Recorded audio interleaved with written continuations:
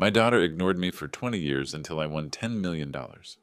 Then she invited me to her birthday party, hoping for generosity from the father she had disowned. But I had a plan to get revenge for her betrayal. When I arrived, I said, "Your present is outside," and turned her party into a nightmare. Before we continue, please subscribe to the channel and write in the comments what time it is where you are now. The sharp, insistent trill of the phone sliced through the evening calm like a blade through silk. I froze, fork halfway to my mouth, watching the gravy congeal on my meatloaf as the sound echoed through my modest kitchen. The news anchor droned on about another factory closure downtown, but all I could hear was that relentless ringing. 24 hours had passed since my television interview aired. 24 hours since I'd told the local news about winning $10 million in the state lottery. The reporter had asked about family, and I'd simply said I was alone since my wife Anne died 15 years ago. What I hadn't mentioned was the daughter who'd walked out of my life 2 decades earlier.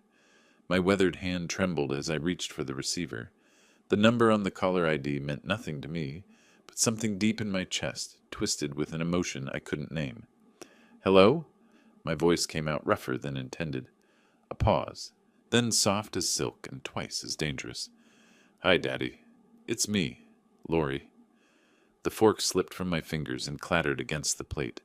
20 years of silence shattered with those 4 words.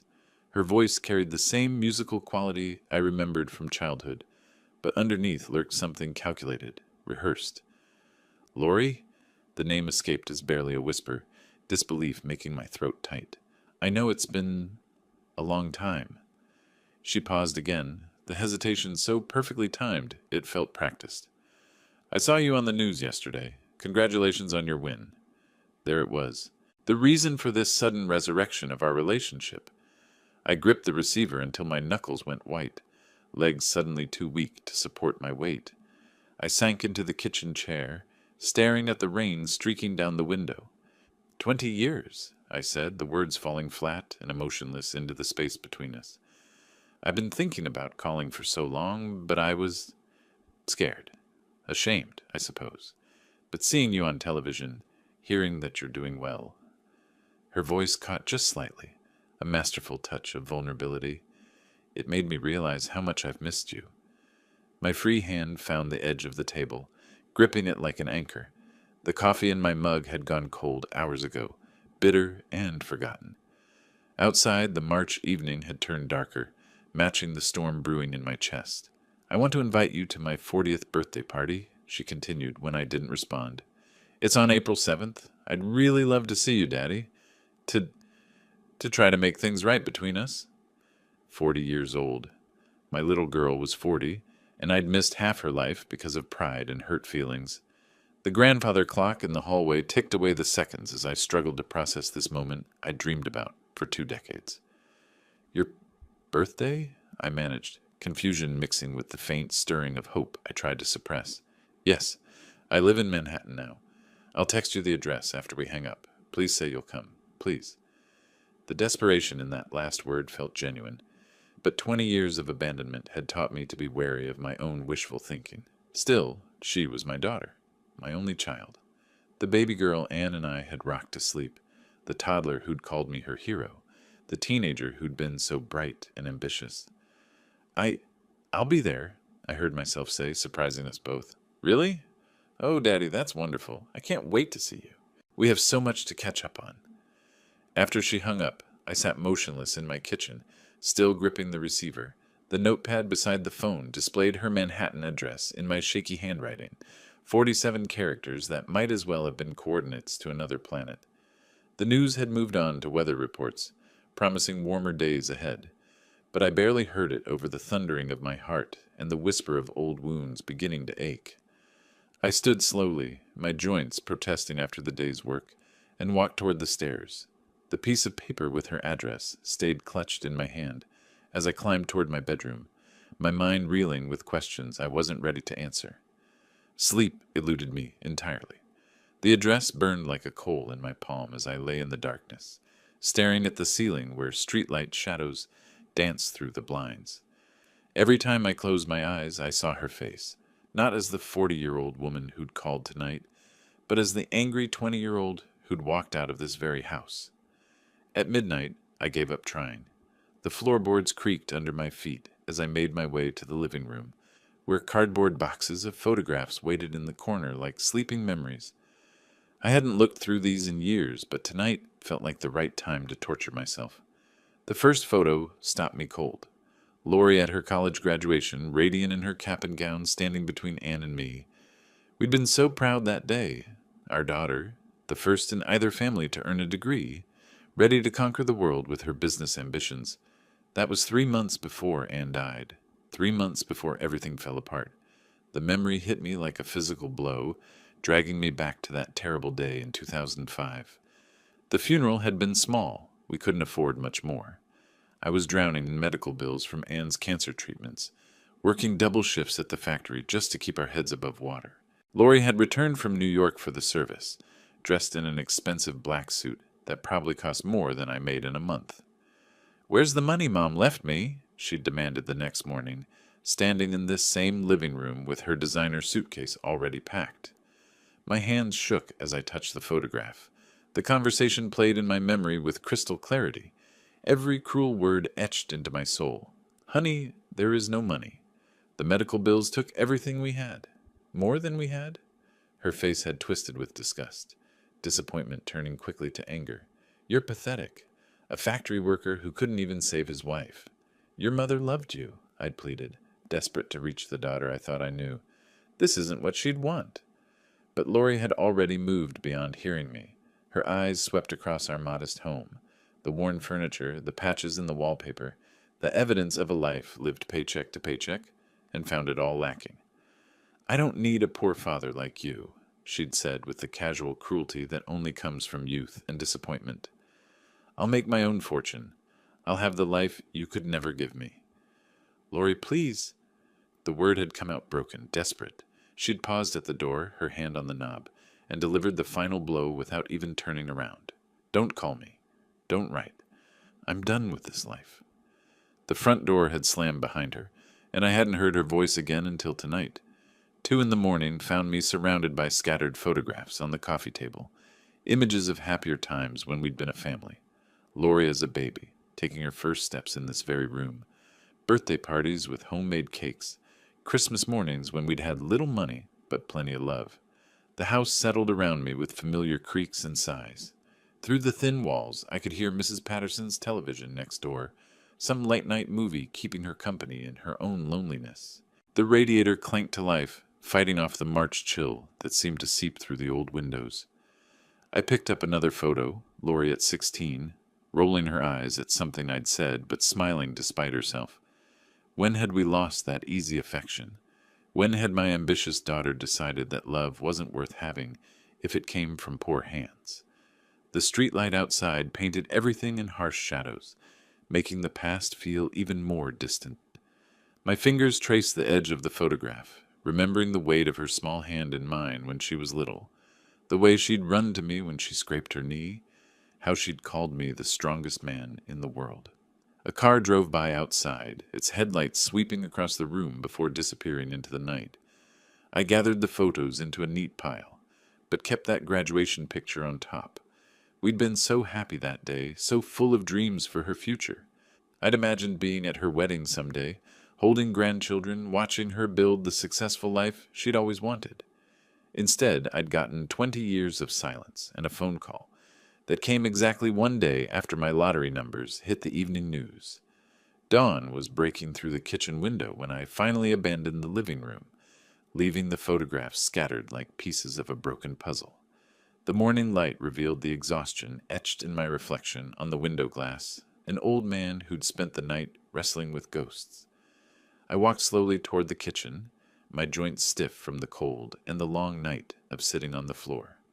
The coffee maker sat waiting on the counter, ready for another day's routine, but my mind was still churning with questions I wasn't sure I wanted answered. The coffee maker gurgled to life as steam rose from my mug like the ghost of better times.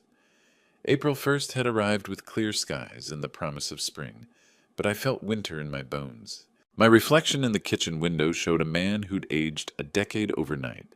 Stubble, wrinkled clothes, eyes red from sleeplessness. The steam reminded me of another kind of shock, one that had come exactly 1 month ago. March 1st, when I'd sat at this same table checking my lottery numbers over breakfast, the ticket trembling in my hand as I matched each digit twice, then 3 times. 7, 14, 23, 31, 42, the Powerball, 18. I'd stared at those numbers until they blurred, certain my tired eyes were playing tricks. At 65, hope becomes a dangerous luxury. But the numbers stayed the same, stubborn as my disbelief. The drive to Chicago that Saturday had been the longest 3 hours of my life. My hands shook so badly I'd pulled over twice to collect myself, the winning ticket tucked in my wallet like a secret too big for my chest to contain. The lottery office in downtown Chicago looked like any other government building, gray, official, intimidating. "Sir, congratulations. You've won $10 million. The official's words had echoed in the sterile room as I gripped the arms of my chair. After taxes, $6.2 million. More money than I'd see in 10 lifetimes of factory work. Life-changing money. But for what life? Are you certain?" I'd asked, my voice cracking like a teenager's. "Yes, sir. We verified the ticket 3 times. The paperwork had taken hours. Bank accounts, tax forms, legal documents that made my head spin. Through it all, one question kept echoing in my mind. Who would I tell? Anne was gone. My few friends from the factory were scattered to retirement communities and assisted living. My daughter... "Who would you like to notify first?" the bank manager had asked as we set up the account. "No one. Not yet. This needs to stay quiet." For weeks I'd carried the secret alone. The money sat in the bank like a sleeping giant while I went about my normal routine. Grocery shopping, television, the occasional visit to the library. I bought a new winter coat and immediately felt guilty about the expense, even though I could afford 1,000 coats now. Then came yesterday's interview. The local news had somehow gotten wind of my win, public records probably, and wanted to do a human interest story about the lucky retiree from Detroit. I'd agreed, thinking it might be nice to have 5 minutes of fame at my age. "What will you do with the money, Mr. Green?" the young reporter had asked, her camera crew crowding my small living room. "Help some local charities, I suppose. Maybe fix up the house a bit. I've been alone since my wife passed 15 years ago, so I don't need much." I'd mentioned being alone deliberately, carefully. If Lori ever saw the interview, she'd know her father was wealthy and lonely. A perfect combination for someone who'd cut ties over money. The coffee burned my tongue as I took a sip, but I barely noticed. The timeline was too perfect to be coincidence. Interview aired Monday evening. Daughter called Tuesday evening. 20 years of silence, broken exactly 24 hours after she learned about my fortune. I set the mug down harder than necessary, the sound sharp in the morning quiet. Outside, my neighbor, Mr. Johnson, was already tending his garden, getting ready for spring planting. Normal people doing normal things while I wrestled with the possibility that my only child saw me as nothing more than a lottery ticket. The phone on the counter seemed to mock me with its silence. I could call her back, test her somehow, see if her sudden affection had any foundation beyond my bank balance. The smart thing would be to protect myself, to assume the worst about her motives. But she was still my daughter, the little girl who'd sat on my shoulders at the county fair, who'd made me Father's Day cards with construction paper and glue. Even after 20 years of abandonment, part of me wanted to believe she'd had a change of heart, that seeing me on television had reminded her of the father she'd once loved. The kitchen clock ticked toward 8 o'clock. Rush hour traffic hummed in the distance as Detroit woke up around me. I walked to the window and stared out at the street where I'd lived for 40 years, watching the world move forward while I stood still. My reflection stared back from the glass, an old man holding a coffee mug, surrounded by the modest life my daughter had found so shameful. But now I had something she wanted. Now I had power. The realization settled over me slowly, like dust on an unused shelf. For the first time in 20 years, I held the cards in whatever game we were about to play. The question was whether I had the courage to deal them. I reached for the phone, my finger hovering over the buttons. Her number was still fresh in my memory from last night's caller ID. Just a simple test call, to hear her voice again, to probe gently at her motives. The morning light streamed through the window, illuminating the determination that had begun to grow in my tired eyes. The steam rising from my coffee cup reminded me of something else, the blazing studio lights from 2 days ago, March 30th, the day that changed everything, though I hadn't realized it at the time. WDIV's downtown Detroit studio had felt like stepping into another world. Chrome and glass everywhere, cables snaking across polished floors, monitors displaying my nervous face from 6 different angles. I'd arrived an hour early, clutching the lottery ticket in my sweaty palm, wearing my best light blue shirt, the one Anne had bought me for church years ago. "Mr. Green, I'm Janet Morrison. Thanks for coming in today." The news anchor's smile was practiced perfection, her makeup flawless under the harsh lighting. Behind her, a camera operator adjusted his equipment, while a studio assistant fussed with reflectors, everyone moving with choreographed precision. They'd led me to makeup first, a humbling experience for a man who'd never worn anything but aftershave. The young woman dabbing powder on my forehead chatted about the weather, while I stared at my reflection, wondering what Anne would think of her husband becoming a local celebrity. "Just be yourself," Janet had advised as we settled into the interview chairs. "Our viewers love authentic stories." Authentic. If only she knew how carefully I planned to edit mine. The red recording light blinked on, and suddenly I was performing for thousands of strangers. Janet's questions came smoothly, professionally crafted to extract maximum human interest from my unexpected fortune. $10 million. That's life-changing money, Mr. Green. What are your plans? I'd practiced this answer. Help local charities. Detroit's been good to me for 40 years. Time to give back. Any family to share this incredible joy with? Here came the moment I dreaded and anticipated. The careful omission that might, just might, reach the right ears in Manhattan. My wife passed away 15 years ago. I live alone now. The studio fell quiet, except for the hum of air conditioning. Janet's expression softened with genuine sympathy, the kind that made good television. "No children?" she pressed gently. I paused, letting the silence stretch just long enough to suggest complicated history. "That's complicated." Janet nodded knowingly, professional enough not to probe deeper into personal pain. Instead, she steered towards safer territory. My plans for the money, my advice for other lottery players, my thoughts on sudden wealth. But the damage was done, or perhaps the invitation was sent. A wealthy widower, alone in Detroit, sitting on millions of dollars with no family to protect him or share his good fortune. Exactly the kind of target my daughter had always preferred. The photo session afterward felt surreal. Holding an oversized check while cameras flashed, grinning on command, while inside I wondered if anyone watching truly cared about my happiness or just my bank balance. The lottery officials posed beside me, everyone smiling like we were old friends instead of strangers connected by random numbers and lucky timing. Driving home in my 15-year-old pickup truck, the lottery ticket safely tucked back in my wallet, I'd felt oddly empty. Success without someone to share it with was just an expensive form of loneliness. The studio assistant had handed me a business card as I left. "Mr. Green, you'll probably get some calls after this airs. People wanting money, investment opportunities, that sort of thing. Be careful who you trust."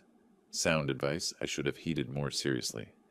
Now, sitting in my kitchen 48 hours later, I realized that broadcast had been more than just local news.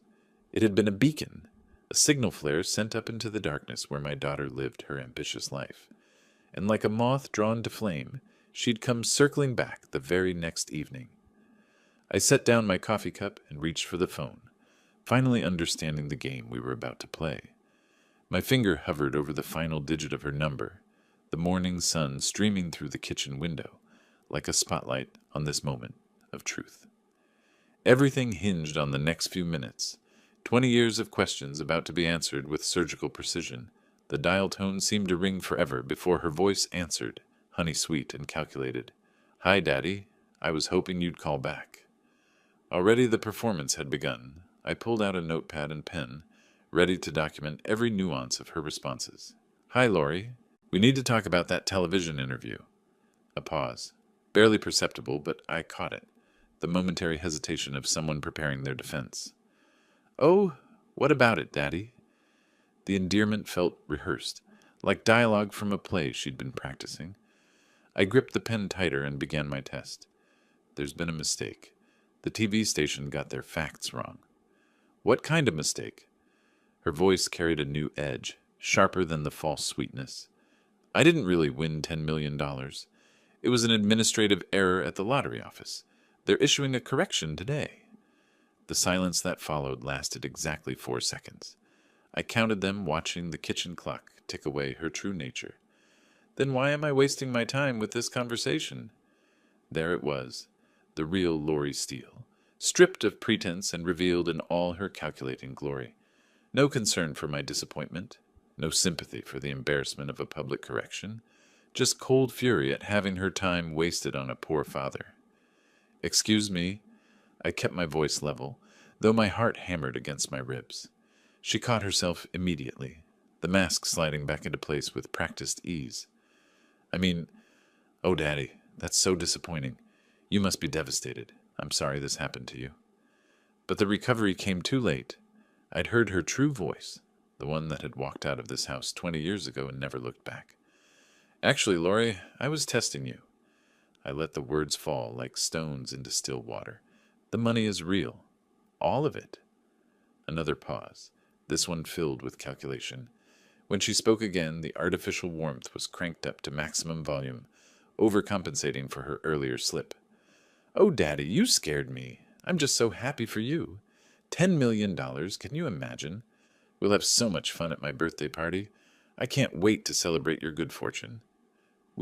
As if she'd been part of my life when the ticket was purchased, when the numbers were drawn, when I'd sat alone in this kitchen with no one to share the moment that changed everything. I scribbled notes furiously, capturing her exact words. "Wasting my time," followed immediately by "so happy for you." The transformation was so complete, it would have been impressive if it weren't so heartbreaking. "The party's still on April 7th?" I asked, already knowing the answer.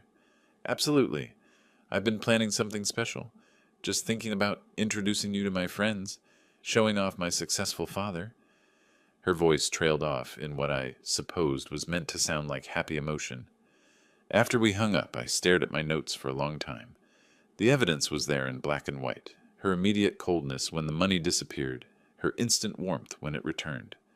20 years of wondering about her true feelings, and now I had mathematical proof of exactly where I stood in her priorities.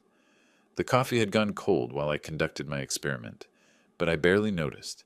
Something fundamental had shifted in the landscape of my heart. The father who'd spent 2 decades hoping for reconciliation was gone, replaced by someone harder, more strategic. I walked slowly from the kitchen to the living room, carrying the notepad like a piece of crucial evidence, which I supposed it was. Evening settled over Detroit like a blanket, the golden hour light filtering through my living room windows as I sat in Anne's favorite chair. Her photograph rested on the side table, showing the woman who'd been my moral compass for 30 years of marriage. The hours between that morning's phone call and this moment of reckoning had passed in a blur of mundane activities, washing dishes, folding laundry, watering the small garden Anne had planted behind the house. But my mind kept returning to Lori's voice, the way it had shifted from warm to cold and back again like a radio dial being turned. "Anne, what would you say about this?" I asked her picture, touching the glass over her smiling face. She'd always believed in consequences, my wife. Not cruel punishment, but natural results that taught real lessons. When Lori was 12 and stole candy from the corner store, Anne had marched her back to apologize and work off the debt. When she'd lied about her grades in high school, Anne had removed her driving privileges until honesty returned. "Actions have consequences," she used to say. "Love sometimes requires difficult lessons." 20 years. I'd spent 20 years making excuses for my daughter's silence, convincing myself she'd call when she was ready, that family bonds would eventually overcome whatever had driven us apart. But today's test had shown me the truth. There was no family bond, just a bank account she'd finally noticed. The notebook lay open on my lap, her cruel words staring back at me. Why am I wasting my time with this? 5 minutes into learning her father might be poor again, and she'd already written him off. 5 minutes to reveal what 20 years of silence had really meant. I couldn't hear Anne's actual voice anymore. 15 years had dulled even my sharpest memories, but I could imagine what she'd tell me. That love without boundaries wasn't love at all, just enabling. That a grown woman who'd chosen greed over family needed to learn what that choice really cost. The neighborhood outside my window buzzed with life. Mr. Johnson trimmed his hedge while his grandchildren played in the yard. Mrs. Patterson walked her ancient cocker spaniel past my fence, stopping to wave when she saw me in the window. Normal families living normal lives, taking their connections for granted in the way I'd once dreamed of doing. But I'd been given a different path. My only child had chosen to see me as either a piggy bank or an embarrassment, nothing in between. Well, if she wanted to treat our relationship as a transaction, perhaps it was time to show her what a real transaction looked like. I opened my notebook to a fresh page and began writing. Not poetry or sentiment, but strategy. Lori had mentioned business ventures over the years in her rare communications. Startups, investors, the kind of ambitious projects that required significant capital. If she was calling me now, desperate enough to resurrect a dead relationship, then something had gone wrong with her golden plans.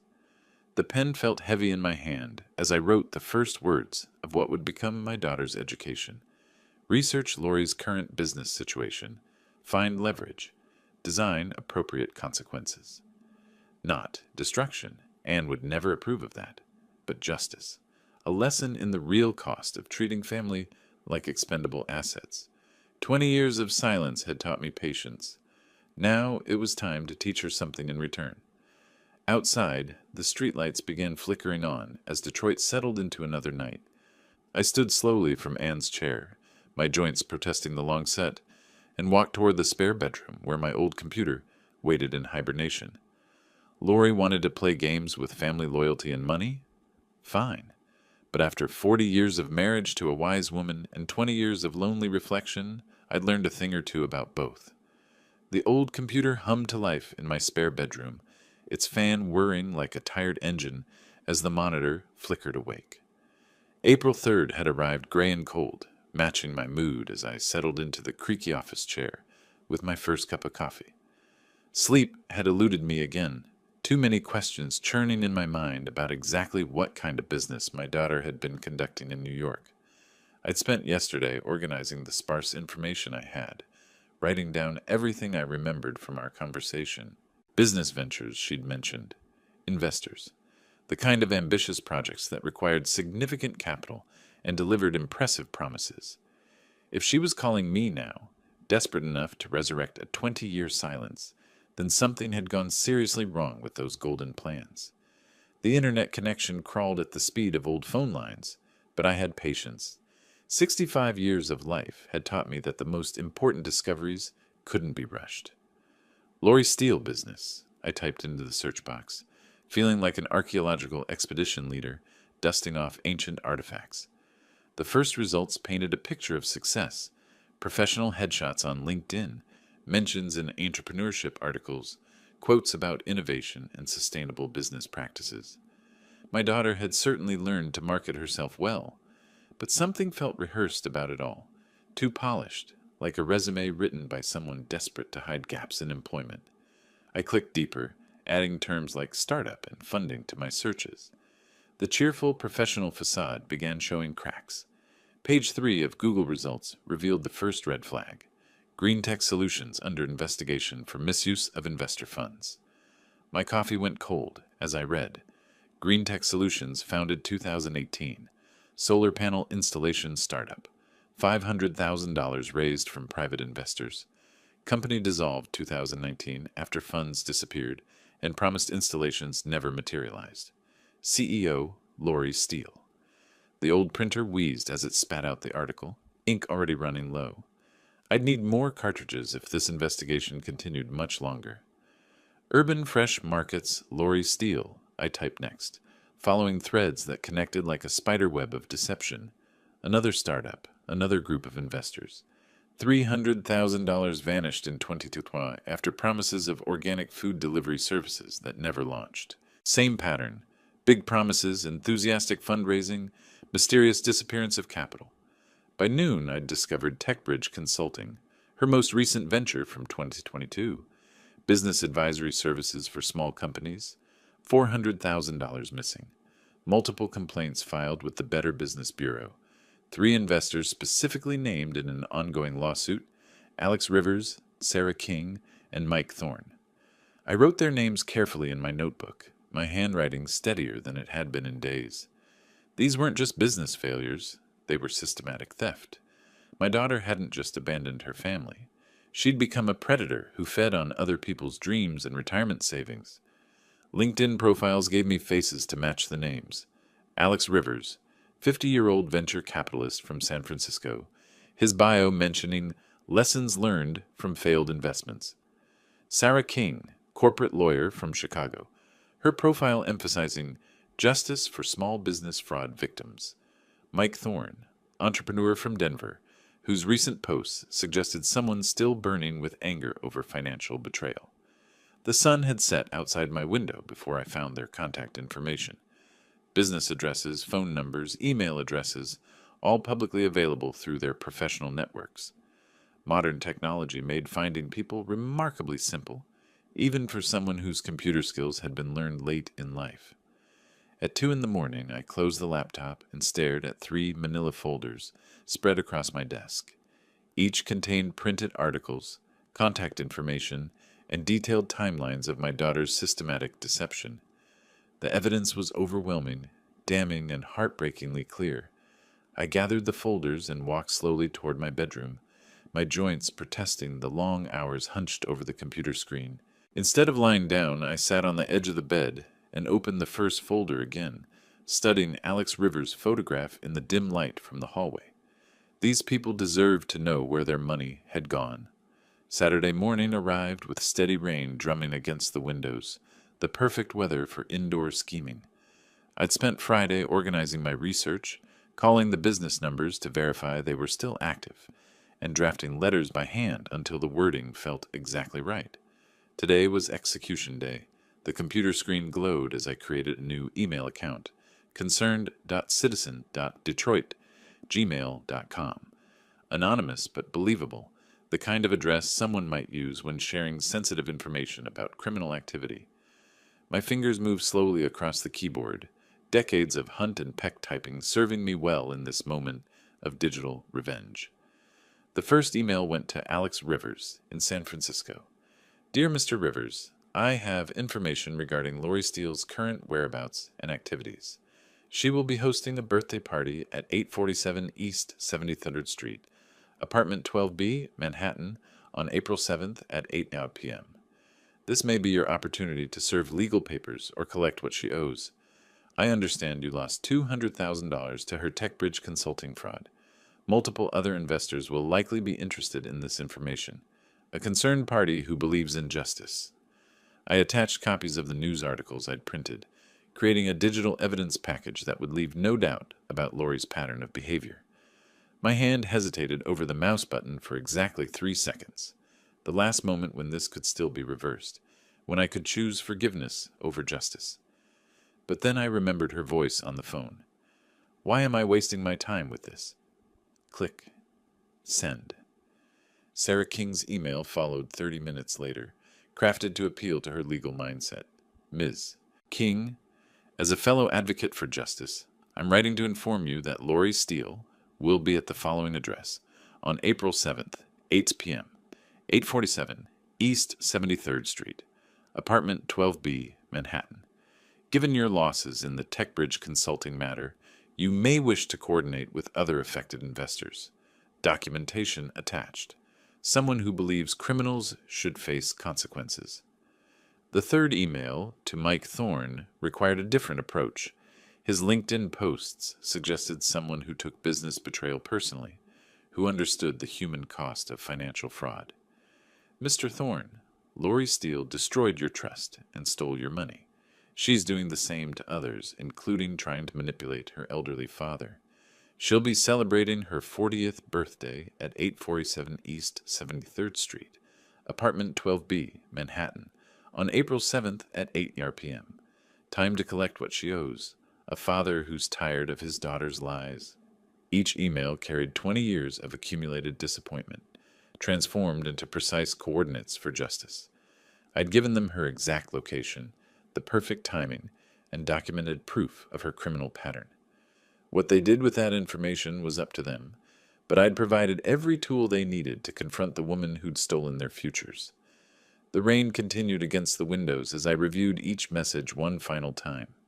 No threats, nothing that could be construed as encouraging violence, just information sharing between people who'd been wronged by the same criminal. Perfectly legal, completely justified, and devastatingly effective. I closed the laptop and walked to the kitchen for lunch, checking my watch out of habit. 48 hours until Lori's party. 48 hours for these emails to reach their destinations, and for 3 very angry investors to make their plans. The phone rang as I buttered my sandwich. Unknown number from San Francisco. I let it go to voicemail, smiling slightly as I heard Alex Rivers' excited voice thanking an anonymous tipster for information that might finally bring justice to a case that had consumed 2 years of his life. The second call came from Chicago 10 minutes later. Sarah King's legal training was evident in her carefully worded message, but underneath the professional language was the sharp satisfaction of someone who'd been waiting for exactly this kind of break. By evening, I'd received confirmation that all 3 emails had been opened and read.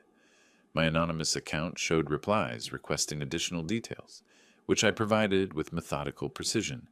Phone numbers, social media profiles, background on the party attendees, everything they'd need to coordinate their approach. 20 years of silence, ended with 3 emails and a few attached documents. My daughter had taught me that family meant nothing without money, that love was secondary to financial advantage. Now she was about to learn what happened when that philosophy met people who had nothing left to lose. I powered down the computer and walked to the living room, settling into Anne's chair with a cup of tea. 2 days until the party? 2 days until Lori discovered that actions, even 20-year-old actions, eventually demand payment. Manhattan glittered around me like a jewelry box as my taxi wound through the Upper East Side, 6 hours of highway driving from Detroit finally behind me. The modest hotel near Times Square had served its purpose, a place to shower, change clothes, and steel my nerves for what was about to unfold. Now, at 7:30 on April 7th, I carried a small wrapped box toward my daughter's apartment building, playing the role of proud father one last time. The doorman barely glanced at me as I gave Lori's name, just another elderly relative arriving for a birthday celebration. The elevator carried me smoothly to the 12th floor, its polished brass fixtures reflecting a man who looked calmer than he felt. My watch showed exactly 7:30. Perfect timing. "Daddy, you made it!" Lori's voice rang through the hallway as she opened the door, her arms stretching wide for a theatrical hug that felt as rehearsed as everything else about our renewed relationship. Her apartment sparkled with expensive taste and hidden desperation. Crystal champagne flutes caught the light from carefully arranged candles, while a jazz quartet played softly in the corner. 25 guests mingled in designer clothes, their conversations floating between stock prices and vacation destinations. But my eyes caught details others missed: overdue bills stacked on the kitchen counter, slightly worn spots on the Persian rugs, the subtle signs of someone living beyond increasingly limited means. "Everyone, meet my father, the lottery millionaire," she announced, steering me toward a cluster of impressed faces. The guests circled like well-dressed sharks, their interest in my presence suddenly sharpening. I smiled and nodded through introductions, playing the role of naive windfall recipient, while internally counting minutes until 8 o'clock. "Tell us about your incredible win," demanded a woman whose jewelry probably cost more than my annual pension. "Later, perhaps. Tonight belongs to Lori," I deflected, raising my champagne glass toward my daughter. "Such a devoted father," the woman gushed to Lori. "You're so lucky to have family support." "Yes, he's recently become very supportive," Lori replied, shooting me a meaningful look that spoke volumes about her expectations for this evening. I wandered through the party, observing the careful choreography of social climbing and networking. These people weren't here for Lori's birthday. They were here for proximity to my money.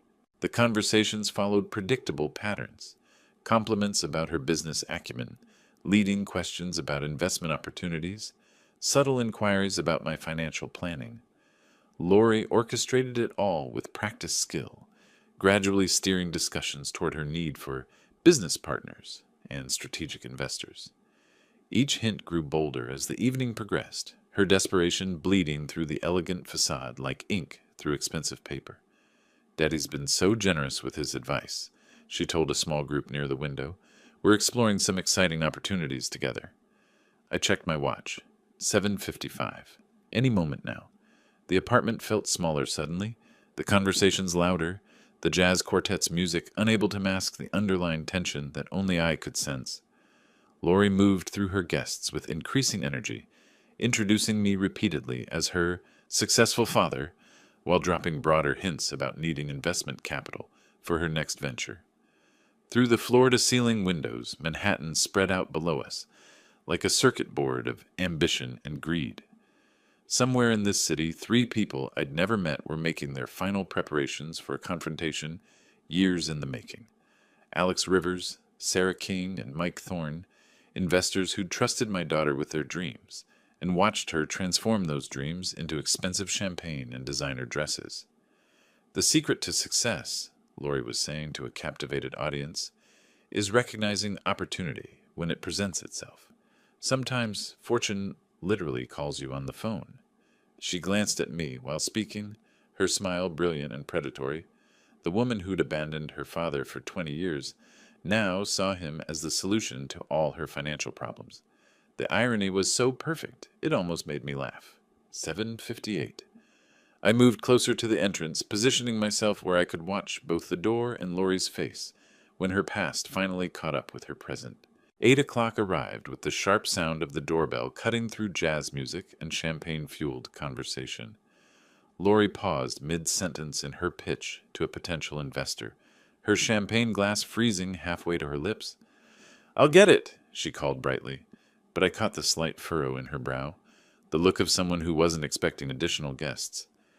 As she walked toward the door, heels clicking confidently on marble floors, I took a sip of champagne and savored the moment. 20 years of questions were about to be answered. 20 years of silence were about to end with considerably more noise than either of us had anticipated. The doorbell's sharp sound cut through the party chatter like a blade through silk, but Lori barely paused in her pitch to the distinguished gentleman beside me. She'd been building momentum for the past 10 minutes, weaving tales of investment opportunities that required strategic partnerships with experienced financial advisors.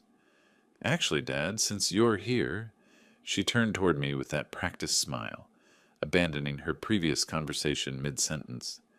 "I could really use your help with some exciting business ventures I've been developing." There it was, the moment I'd been expecting since stepping into her apartment. 20 years of silence, erased by the promise of lottery millions.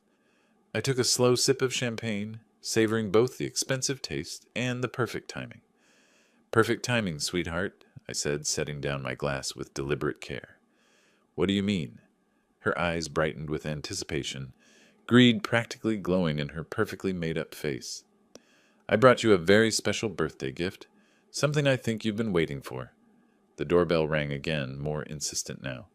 Lori glanced toward the entrance with mild irritation, clearly frustrated by the interruption of her carefully orchestrated money request. "Really? What kind of gift?" She moved closer to me, her voice dropping to the intimate tone she'd perfected for extracting favors. "It's waiting right outside your door," I said, pointing toward the entrance where the sound had originated. "Outside? How exciting!" Her smile became genuine for the first time all evening, anticipation replacing calculation. "You shouldn't have gone to such trouble, Daddy." The endearment felt like sandpaper against my ears, but I maintained my expression of paternal affection. Around us, her guests continued their conversations about market trends and vacation properties, blissfully unaware that their hostess was about to face the reckoning of her lifetime. Lori practically skipped toward the door, her heels clicking against the marble floor with the rhythm of someone expecting wonderful news. I followed at a measured pace, positioning myself where I could observe both her face and the reactions of her guests, when reality shattered their elegant evening. "I can't imagine what you could have arranged," she called over her shoulder, already reaching for the door handle. You always were full of surprises. Indeed I was, though perhaps not the kind she was expecting. The lock clicked open, the door swung wide, and Lori Steele came face to face with her past. Three figures stood in the hallway like a tribunal of justice. Alex Rivers, immaculate in his business suit, carried a leather briefcase that promised legal documentation. Sarah King, her expression professionally neutral, held a manila folder, thick with evidence. Mike Thorne's face showed the barely controlled anger of someone who'd been waiting years for this moment. Lori Steele, Alex Rivers' voice carried the authority of someone accustomed to important meetings and life-changing decisions. Her confident smile faltered, recognition flickering across her features like a candle in wind. The champagne glass in her hand began to tremble almost imperceptibly. "We need to talk," Sarah King added, her legal training evident in the measured tone that suggested this wasn't a request. Behind me, I heard conversations beginning to fade as guests sensed the shift in atmosphere. Champagne glasses paused halfway to lips. Laughter died in throats. The jazz quartet continued playing, but their music now seemed inappropriately cheerful against the tension building in the doorway. I don't understand," Lori stammered, looking from face to face as if hoping one might prove to be someone else entirely. "Oh, but you do," Mike Thorne said, his voice carrying 24 months of accumulated fury. "You understand perfectly." I watched from across the room as my daughter's world began to crumble, feeling a mixture of satisfaction and sadness that surprised me with its complexity. This was justice, but justice tinged with the grief of a father watching his child reap consequences he'd helped orchestrate. The gift had been delivered exactly as promised. "These are legal documents regarding your fraudulent business practices," Sarah King announced, stepping across the threshold with professional precision.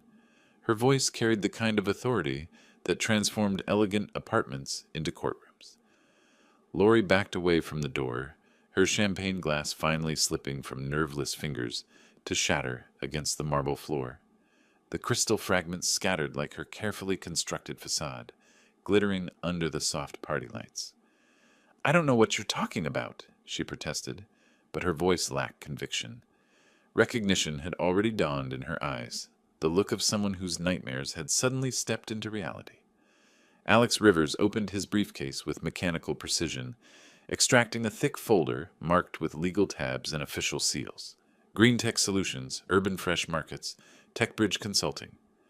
Each company name fell like a hammer blow, years of deception laid bare in 3 simple phrases.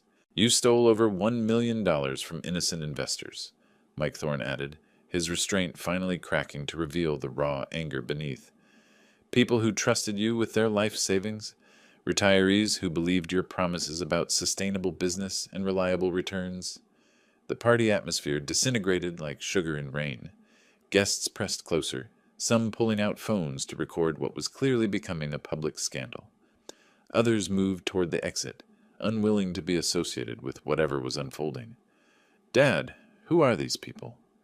Lori turned to me with desperate eyes, seeking shelter in the paternal relationship she'd abandoned decades ago. I set down my champagne glass with careful deliberation, meeting her gaze with the steady look of someone who'd finally chosen truth over hope. "They're your past, sweetheart, finally catching up." Understanding crashed over her features like a cold wave.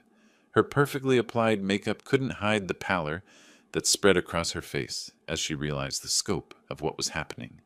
"You did this? You brought them here? Happy birthday, Lori?" The words carried no malice, no celebration, just the quiet satisfaction of seeing balance restored to a tilted world. For 20 years I'd wondered if my daughter possessed a conscience. Tonight I had my answer. "You vindictive old man," she snarled, her mask finally slipping completely. "This isn't over. I'll sue you for harassment, for stalking, for..." "For what?" Sarah King interrupted, producing another document from her folder. "For providing information about criminal activity to law enforcement, for helping victims locate stolen property." The apartment buzzed with whispered conversations as guests processed what they were witnessing. Some filmed discreetly with their phones, while others gathered purses and coats, clearly planning strategic departures before the situation worsened. Alex Rivers spread financial documents across Lori's coffee table, transforming her elegant living room into a makeshift courtroom. Bank statements, fraudulent contracts, email trails, evidence of systematic theft laid out between champagne glasses and birthday decorations. $1.2 million, he announced to the room. That's the current total of verified losses from your business ventures. This doesn't include interest, damages, or the emotional distress you've caused dozens of families. We filed criminal complaints with the FBI, Sarah King added, producing official letterhead documents. Federal wire fraud, securities violations, interstate transportation of stolen property. The charges are already being processed.